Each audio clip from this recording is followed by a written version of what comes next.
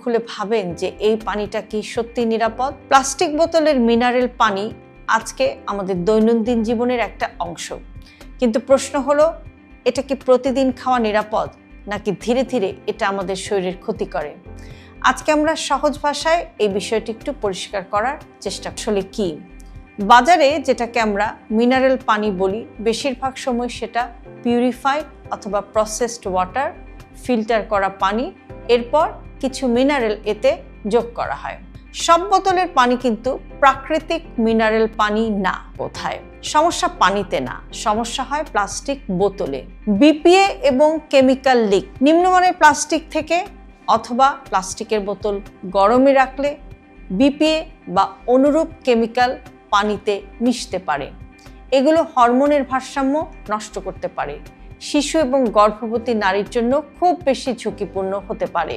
গাড়ির ভেতরে অথবা দোকানের সামনে রোদে যদি প্লাস্টিকের বোতলকে রাখা যায় তাহলে কেমিক্যাল লিকের ঝুঁকি কিন্তু বেড়ে যায়। দেখা গেছে বোতলের পানিতে মাইক্রোপ্লাস্টিক কণা থাকতে পারে, যা দীর্ঘমেয়াদে শরীরের ভেতরে। একদমই খারাপ না, একদমই খারাপ না।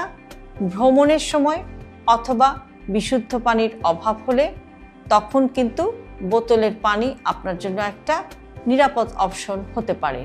কিন্তু প্রতিদিনের প্রধান পানির উৎস হিসেবে আপনি এই প্লাস্টিকের মধ্যে থাকা মিনারেল পানি ব্যবহার করবেন কিনা সে ব্যাপারে আপনাকে অবশ্যই সচেতন হতে হবে।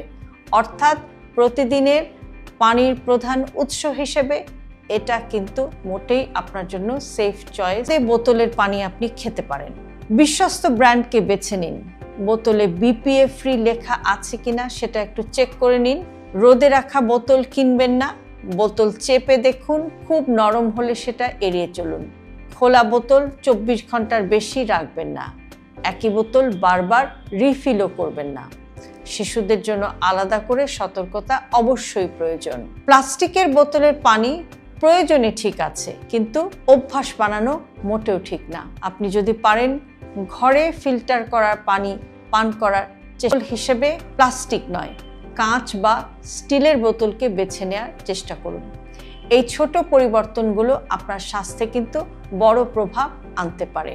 ভিডিওটি যদি ভালো লেগে থাকে তাহলে লাইক দিন, কমেন্টে জানান আপনি প্রতিদিন কোন পানি খান। শেয়ার করুন ভিডিওটি আপনার পরিবারের সাথে। সুস্থ থাকুন, সচেতন থাকুন, আমাদের পাশেই